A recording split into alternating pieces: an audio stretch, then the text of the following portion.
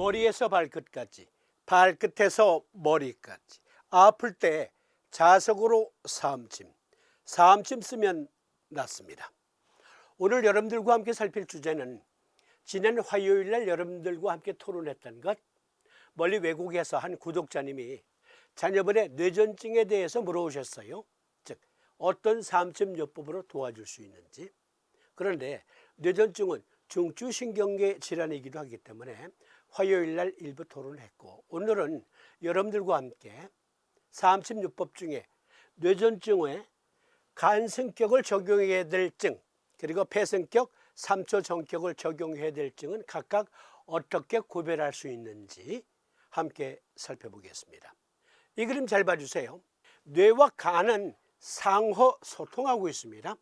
그래서 전신의 항상성 유지력을 발휘하는데, 만약에 간에 염증이 생겼다, 지질대사에 이상이 생겼다, 그러면 간과 뇌의 소통 장애가 생겨요.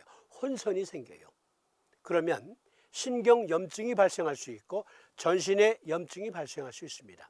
간 손상, 간이 손상된 상태에서는 뇌전증뿐만이 아니라 다양한 난치성 질환이 발생할 수 있어요.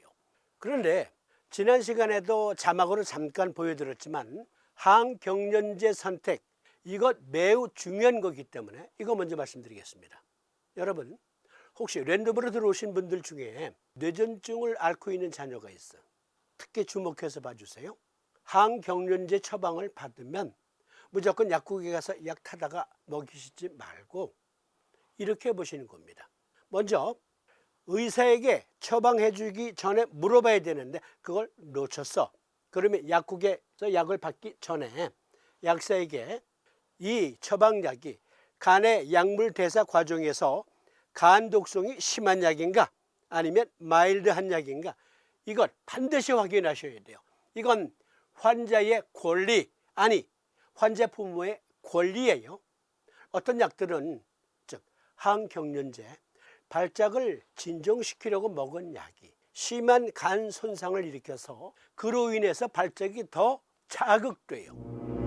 그렇기 때문에 처방받을 때 무조건 약을 타다 먹이시지 말고 간의 약물 대사 과정에서의 간 독성이 강한 약인가 약한 약인가 반드시 확인하셔야 돼요. 만약에 간 독성이 강한 약이라면 바꿔달라고 하셔야 돼요. 반드시 확인하시고, 여기 간염증 그리고 지질대사 이상에서 어떤 증에 간 성격을 적용하고 어떨 때 다른 요법을 적용하는지. 먼저 간염증은 간이 간경화로 진행되는 과정에서의 염증이 있을 수 있어요. 또 간경변화된 상태에서도 염증이 진행 중일 수 있어요. 간섬유화 단계라고 하는데, 이것은 간성격증이에요. 간성격을 적용하지만 지난 시간에도 말씀드렸듯 신경염증이라는 자가면역증을 유발하기도 하기 때문에 그때는 간성격, 대장정격을 적용해요. 간 지질대사 이상이 알코올성 지방간이에요. 그럴 때도 간성격 또는 간성격, 대장정격. 그런데 이런 경우가 있어요. A형, B형, C형 간염은 직접적인 발작 원인은 아니지만 간 기능 부전에 따른 간 독소가 간에 쌓여서 그것으로 인해서 발작을 유발할 수 있어요. A, B, C형 간염은 직접적으로 뇌전증을 유발하지는 않아요. 물론 직접적으로 뇌전증을 유발한다는 보고도 있긴 있어요. 그러나 그것은 대부분 간에 독성이 쌓여서 간이 독소를 해독을 못함에 따라서 생긴 것이다. 그럴 땐 간정격입니다. 간성격이 아니라. 이것은 삼도인 친구 요결에는 안 나와요. 즉 뇌전증에 간정격을 적용해야 된다라는 말은 없어요. 하지만 보다 발전된 의학관으로 보니까 간정격을 써야 될 증도 있다. 특히 알코올성 지방간은 간 경변을 유발하기 때문에 간 성격을 써야 되지만 비알코올성 지방간 자체가 간질의 크나큰 위험 인자로도 확인되었어요. 그래서 만약에 비알코올성 지방간이 있다, 그리고 A형, B형, C형 간염을 앓고 있다 또는 알았었다, 그렇다면 이때는 간 성격이 아니라 간 정격을 적용해야 됩니다. 이번엔 어떤 경우에 폐성격을 적용하는가? 미국 NIH에서 찾아온 자료에 보면 신경성 폐부종과 뇌전증, 즉 폐에 이와 같이 물이 고여요. 폐포에 물이 고이고 폐각 내에 물이 고여 만성 폐부종에서도 물이 고이잖아요. 그런데 만성 폐부종과 신경성 폐부종, 이것은 간질 발작뿐만이 아니라 수많은 신경퇴행성 질환을 가져오기도 해요. 합병증으로. 신경성 폐부종이란 중추신경계 손상 후 폐에 체액이 빠르게 축적되는 것을 특징으로 하는 질환으로 호흡부전과 간질을 유발할 수 있다. 만성 폐부종 그리고 신경성 폐부종, 그것을 앓고 있다면 뇌전증의 증상이 나타날 수 있어요. 이럴 땐 폐승격을 쓰는 겁니다. 신경성 폐부종과 그리고 만성 폐부종, 그러면서 뇌전증을 앓고 있는 분들의 증상들을 보면 호흡곤란, 증상은 가벼운 것부터 심각한 것까지 다양하며 활동하거나 누워있을 때 악화될 수 있다. 기침, 거품 또는 묽은 가래, 거품이 섞인 가래 그리고 묽은 가래를 쏟을 수가 있고 드물게 분홍색이거나 피가 섞인 가래를 뱉을 수 있습니다. 그리고 심장 박동이 빠르거나 불규칙하다, 심계항진이 발생할 수 있어요. 쌕쌕거리거나 숨을 헐떡거리고 불안, 초조, 정신신경과 증상을 소반할 수 있습니다. 그리고 만성 피로, 피로가 풀리질 않아. 쉬어도 충분히 잤는데도 잔 것 같지가 않고 다리와 발의 부종, 이것은 만성 폐부종에 있어서 다리, 발 등이 부을 수 있거든요. 그런데 간질 발작 시 심한 거품을 쏟을 수 있어요. 간질 발작에서 거품이 흘러나올 수 있는데 거품이 좀 많아. 그런 경우엔 폐에 습이 많을 수 있어요. 폐에 습기가 너무 많이 꽉 차 있거나 폐부종으로 인해서 물이 차 있을 수 있다고요. 그래서 그때는 폐승격을 적용하는데 이때는 원래의 폐승격을 적용하는 게 아니고 폐정격의 보살을 뒤집어서 적용하는 게 더 효과적입니다.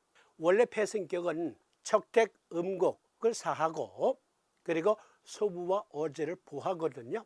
폐정격은 태백과 태연의 N극, 소부와 어제 혈에는 S극을 부착하는데 그걸 뒤집는 거예요.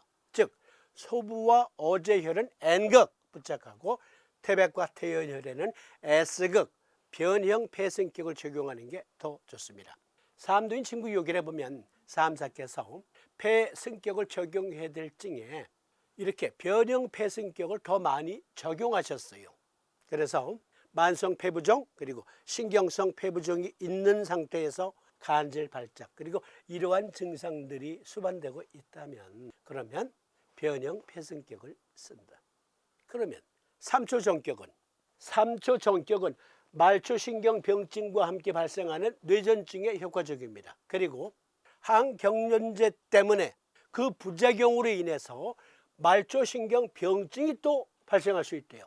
말초신경병증의 증상으로는 스타빙 오와 버닝, 찌르거나 타는 듯한 통증, 그리고 저림, 근 위축, 크램핑, 경련과 둔한 반사신경, 그리고 위장관 질환을 유발할 수 있습니다. 위장관 질환, 소화가 잘 안 되거나 설사를 하거나 변비가 있거나 배에 가스가 차거나 involuntary twitching, 불수의적 경련과 함께 추웠다 더웠다 하는 증상 또는 추위와 더위를 잘 못 참아 그리고 현기증이 발생할 수 있습니다. 이러한 증상들을 앓고 있는 사람이 만약에 오랫동안 항경련제를 복용해 왔다면 아마도 항경련제 장복으로 인한 부작용일 수 있어요. 즉 말초신경병증일 수 있어요. 3초 정격을 적용해야 될 뇌전증은 이러한 말초신경병증이 나타나면서 나 이러다가 쓰러지겠지? 환자가 불안 초조를 느껴. 즉 간질 발작이 일어날 것만 같아. 그리고 발작이 일어나는데 이때는 의식을 완전히 상실하지 않을 수 있어요. 그래서 흔히 가성간질이라고 하는데 물론 항경련제 복용 부작용이 아닌 말초신경병증과 그리고 뇌전증을 앓고 있을 수가 있어요. 둘을 동시에. 그런데 일반적으로 항경련제를 장복하게 되면 장기 복용하게 되면 말초신경병증이 또 발생할 수 있다. 간독성과 별개로 가성간질 발작 그리고 이러한 말초신경병증 증상들을 경험할 수 있어요. 발작과 함께 이러한 증상들이 수시로 수반된다면 이때는 말초신경병증에 특화된 3초 정격을 적용하는 것이 좋습니다. 3초 정격은 중저혈과 이목혈은 N극, 통곡과 앵문혈에는 S극면을 부착합니다. 이런 식으로 간성격증 또는 간성격과 대장정격을 함께 적용할 증, 폐성격증, 그리고 간정격증, 3초 정격증 잘 구분하셔서 각각의 증상에 따라 자녀에게 또는 본인이 그렇다면 본인에게 적용하시기 바랍니다. 특히 외국에서 질문 주신 분 잘 숙지하셔서 자녀분의 증상 잘 살피셔서 각각의 요법을 적용하시기 바랍니다.